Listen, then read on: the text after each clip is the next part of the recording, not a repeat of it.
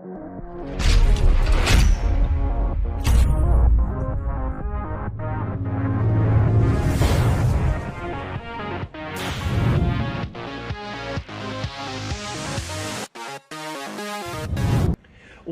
teams, mentors, and students to This Is How We Robot. I'm Coach John Burdett, and in this episode, we're going to tackle how we on Q Branch traditionally break down a FIRST Robotics Competition Challenge. How do we get from the game release to a committed design? Before we begin, be sure to like and subscribe so you don't miss another episode, and then leave a comment below with your team name and number so we know who's tuning in. If you're watching this as a rookie, know that every year on the first Saturday of January, FIRST releases their new challenge for the season. At this point, the teams will have access to the game animation, which gives you a surface level look at the points and general expected robot actions, and then the full manual, which breaks down the specifics. So let's talk about breaking down the game, because this is how we robot.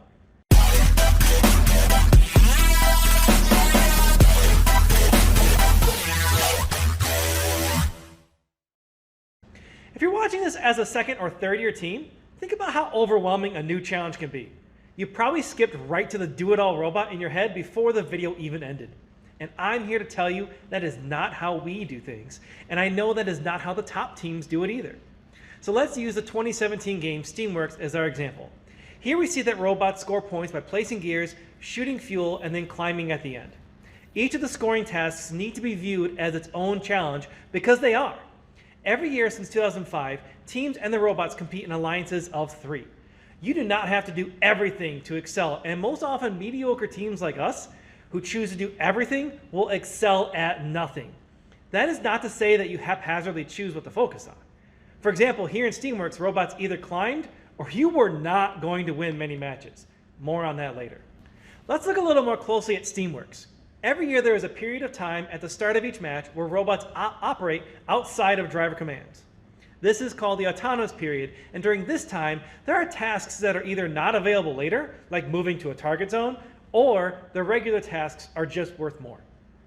To be an effective team player, we always make sure our robot is able to drive into position during this period to earn those points.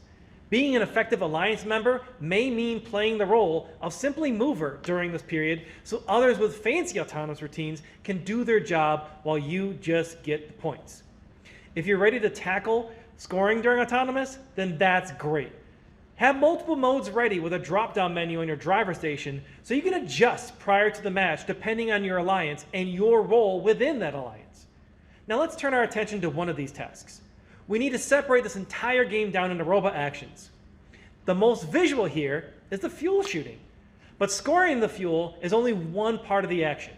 We break down these scoring opportunities in the entire series of events. First, where does the fuel come from? Here, we can opt to only catch the fuel from the preloaded bins, or we can get the fuel from the ground. That requires an intake mechanism. Whenever we are analyzing a new game, we go back to previous challenges to look for inspiration. So here are a few intake mechanisms from 2020. I know that's cheating. And then from 2017 STEAMworks.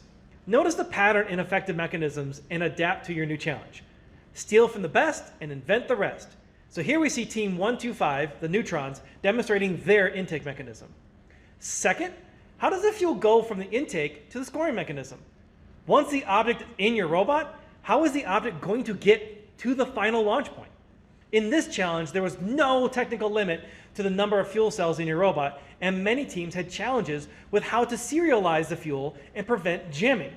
Here we see Team 125 using a rotating mechanism inspired by paintball shooters, and then Team 118 using a series of conveyor belts to organize their fuel cells. Third, how is the fuel going to get scored? Here we want to look at ball shooters. So we could go to other challenges where there were balls to be launched and gain inspiration from these. Take a look here at both the 125 and 118 shooters. Adapt to the current challenge, as here we notice sometimes there is a hooded shooter with one wheel, and others there are wheels on both sides. There are reasons for this we could go over in a live help session or another video, but for now you have to move into what is worth doing. Is shooting fuel worth the 3 individual challenges? That's up to your team resources, skill levels, students, and mentors to devote to those tasks versus the amount of points earned in the game. This is where human gameplay and the QFD come in handy. We need to decide what strategy is the most effective to win matches, and then we will decide what type of robot we want to build. On kickoff day, our team all dedicates the first hour or two to individually reading the challenge manual. One thing we do not want to end up doing is pursuing a strategy or design that is against the rules. That would be wasted time and resources 2 times over. After this initial reading and review of the rules of play, we then set up a mock field and have students play the roles of robots. In our school, we're lucky enough to have a room that is almost the exact size of the field itself. We then have students serve as drivers and robots by sitting in rolling chairs, and another student must push them around to simulate the driving of the robot. Autonomous is done by the student in the rolling chair telling the driver what to do while the driver themselves have their eyes closed. The game is then played exactly according to the rules. We simulate game pieces and then field elements with their positions and heights as best we can. Running the game like this gives us a feel for a few things. First, how many cycles can a robot reasonably accomplish in the time allotted? Second, what are the field layout challenges? Are there pinch points or bottlenecks? Is there an optimal rhythm for alliances to intake and score game pieces? And third, what is the most effective strategy that year? Is a triple offense game the one we want? Is it a defense, defender on 1 and 2 on offense? What about a triple defense? In STEAMworks, we use this to figure out that scoring fuel was just not going to be a top priority for us. In fact, the #1 determinant of winning a match that year was a triple climb. So then we prioritized climbing, gear running, and then scoring fuel. Keep in mind that in every single year outside of 2015, the game that shall not be named, your rank is based on the number of matches you win, not the number of points you score. The alliance that scores 1 more point than the other is the winner and walks away with more ranking points, and therefore sometimes defense is one of the greatest strategies to use. Reducing your opposing alliance's score by 1 point is just as viable strategy as increasing your own score by 1. Finally, in some challenges, there are specific tasks which can gain ranking points outside of winning and losing a match. In the case of STEAMworks, this often required synchronous work of an entire alliance to get enough gears, but if you can determine a strategy where you can earn a ranking point without having to win a match, then that is worth pursuing. That way, instead of bouncing between 0 and 2 ranking points earned per match, your team is earning between 1 and 4, and therefore moves your team up in the rankings significantly. Now that we know what strategy works for us, we can then go into robot design with QFD. Now for quality functional deployment, or QFD. We did not invent this. In fact, we stole this from FRC 3641. Shout out to the Flying Toasters. And I'm pretty sure we do not use this for the original intent. However, this is a great practice which helps process thinking in the early stages of design and reduces the shouting matches which often occur when 2 people have strong opinions. Seen here on the screen is a sample QFD from our 2018's Power Up season. We will include a link in the description below for this video so you can download a copy of the sheet of which you can edit yourself. Along the left-hand side, we input the possible ways robots can score, including the actions needed to score. Along the top side are all the necessary robot actions or attributes. Here we include things like the intake, the hopper to contain game pieces, shooter to launch them, height limitations, if any. What goes in the middle are the relationships. How does each robot attribute impact the different scoring opportunities? For example, a mechanism to help the robot climb has no impact on the launching of a cube game piece, but certainly does correlate to earning climb points. Finally, along the bottom are the 1 through 5 valuations of the different attributes or scoring opportunities. Here is where experience in human gameplay really pay off. The final step to input on a scale of 1 to 5, the overall value of difficulty versus points earned. That which is worth many points and easy to accomplish, in our opinion, earns a 5. That which is worth a few points and challenging to pull off earns a 1. Challenging to pull off is a relative term to different teams. Having to learn a new mechanism or system adds to this challenge. For example, implementing a tank-style drivetrain for our team will be relatively easy, as we have done this for years, and therefore little new knowledge must be gained to implement that style. However, swerve-style drivetrain would be very challenging, as that is a new technology to us, which would have unforeseen hiccups ahead. Once complete, the highlighted rows are those where the highest values are given across the bottom. This then allows teams to prioritize specific robot actions into their robot designs.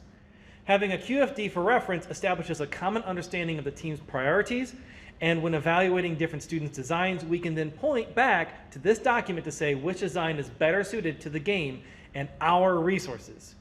A final note on this, and I'm stealing this from another great mentor and speaker. Your team, our team, has limited resources. Your time, number of people, money, and experience are all resources. So when we design our robots on QBranch, we think about how we can maximize limited tasks to the best of our abilities. We want to do one or two things very well. We sometimes get trapped in the mediocre zone of doing many things that are kind of okay. With that in mind, I really only have 3 main rules for breaking down a game and designing a FIRST robot. 1, always have an active intake. No pinchers. Number 2, simple and dull is more effective than flashy and unreliable. And 3, let others carry the load. You're in an alliance, so count on teammates to do the work. If you're a rookie for the season, know that competitions are set up where there are 10 to 12 qualification matches in which your team will be paired up with 2 other teams at random. At the end of qualification matches, often the best robots are at the top of the rankings. The top 8 then get to choose their 2 partners for the playoffs. When those teams choose their partners, they are looking for robots to fill specific roles in their strategy. Those teams are looking for a 10 out of 10 at that skill, not a 6 out of 10 robot at other skills that have already been covered. So don't worry about not being able to do certain tasks in the challenge. It is encouraged for a newer team to not try and tackle every aspect of the challenge and instead focus on doing 1 or 2 things very well. Even if you're ranked 65th at a regional out of 65, but you demonstrate your ability to play clean defense and then score both an auton and the endgame, then the other 2 can carry the load during the middle of the match. Perfect. You will be picked up regardless of your rank. So now wrapping up. Every challenge is different, but they all share common outlines. There are specific tasks to score points and often repeat from old games. Get inspiration from previous similar mechanisms that found success. We use human gameplay and then QFD to guide our strategy, and then robot design so we can run an effective build season. If everyone is on the same page, then we can all agree on good design decisions. Think of the challenges not only as scoring the game pieces, but intaking and positioning the game pieces are just as important, and often more challenging to do as well. We want this year to go smoothly and efficiently for you. We want to see incredible designs and well-built robots on the field. Maybe human gameplay and QFD will work for you as well, like it did to us. Thanks for watching and being with us here today. Remember to leave a comment with your team name and number so we know what robots to cheer for this season. And as always, subscribe to this channel to keep finding out more on This Is How We Robot.